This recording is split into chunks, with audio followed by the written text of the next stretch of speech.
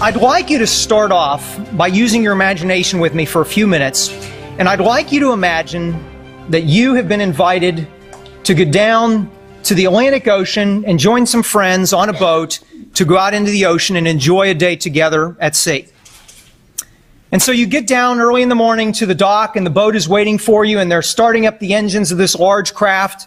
And there are people getting on the boat that you know, and there are people getting on the boat that you've never met before, and you look forward to having the opportunity during this day at sea to getting to know them. They're loading coolers of soft drinks and putting boxes of food and everything else on the boat. And finally, it's time on this beautiful morning where the sun is shining, the ocean is relatively smooth, you set sail out into the ocean. You go for an hour, you go for another hour, and you keep sailing, and land is no longer in sight anymore. And then even after that, you go another 30 minutes to an hour further before they finally, on this boat, cut off the engines and they drop anchor, and you begin to just socialize and have fun with all the other people who have gone on this boat ride with you this morning.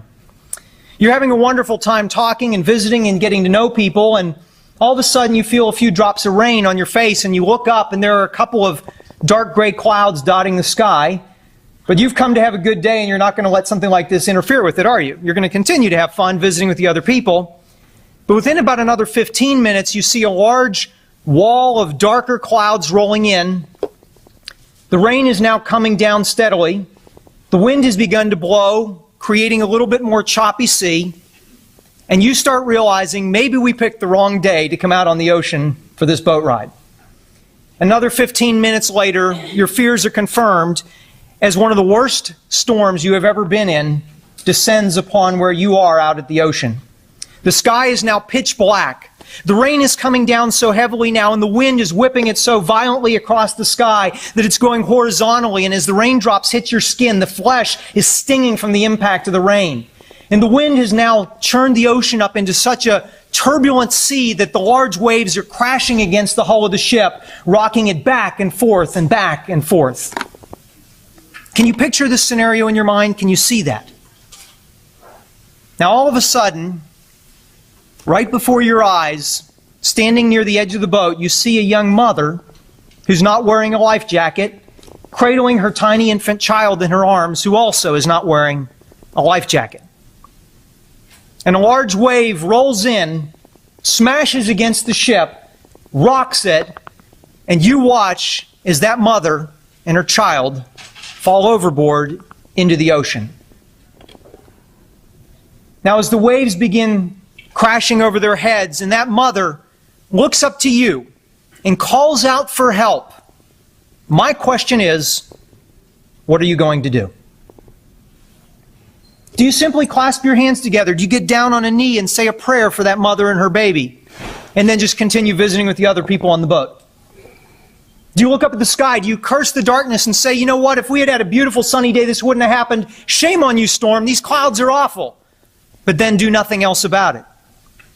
Do you worry about the other people on the boat, what they would think or what they would say or do if you tried to reach out and help?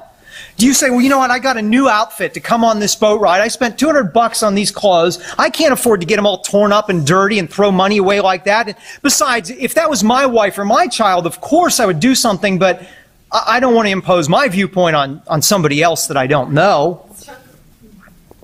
Or maybe what you'd do right there on the boat, you'd get with all the other people there and you'd say, you know what we need to do? We need to form a committee. Yes, right here on the boat, we're going to form a committee. We're going to pull out our BlackBerries and our day planners. We're going to schedule quarterly meetings where we're going to get together and we're going to talk about ways to encourage people from now on to wear life jackets. Or maybe your solution would be, you know what, I voted in the last election.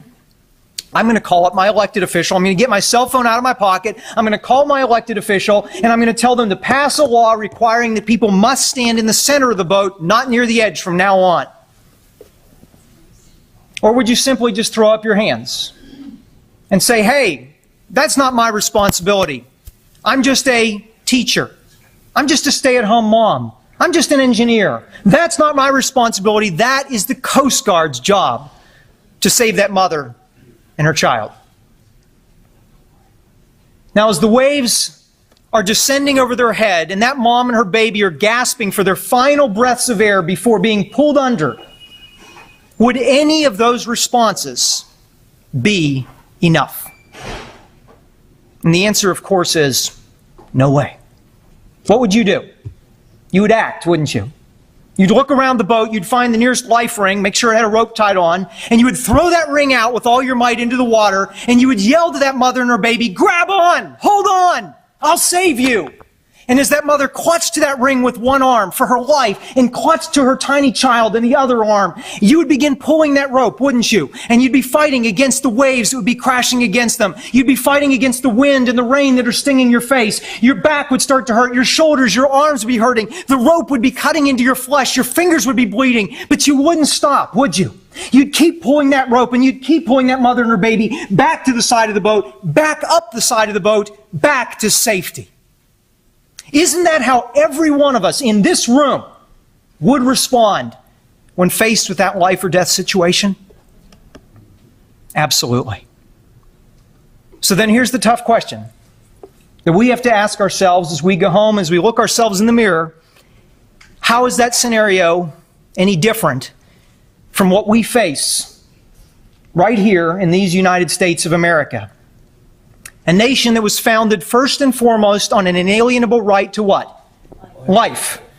And yet every 24 seconds, another boy or girl made in the image and the likeness of God is cut to ribbons by an abortionist knife. Since the Roe v. Wade decision in 1973, more than 50 million innocent children have perished due to abortion.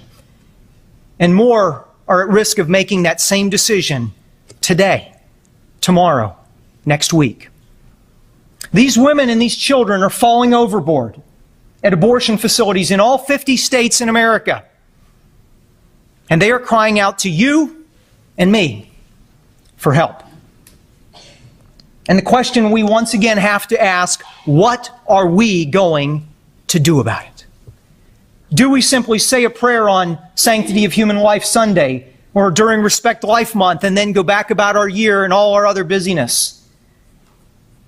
Do we curse the darkness and say, what a tragedy this happens, but oh well, I can't do anything about it?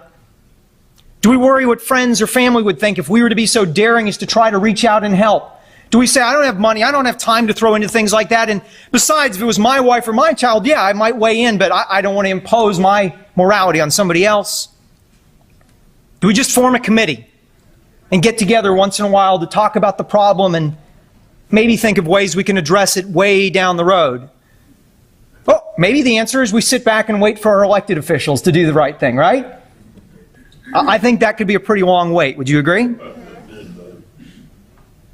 Or do we simply throw up our hands and say, you know what, that's not my responsibility.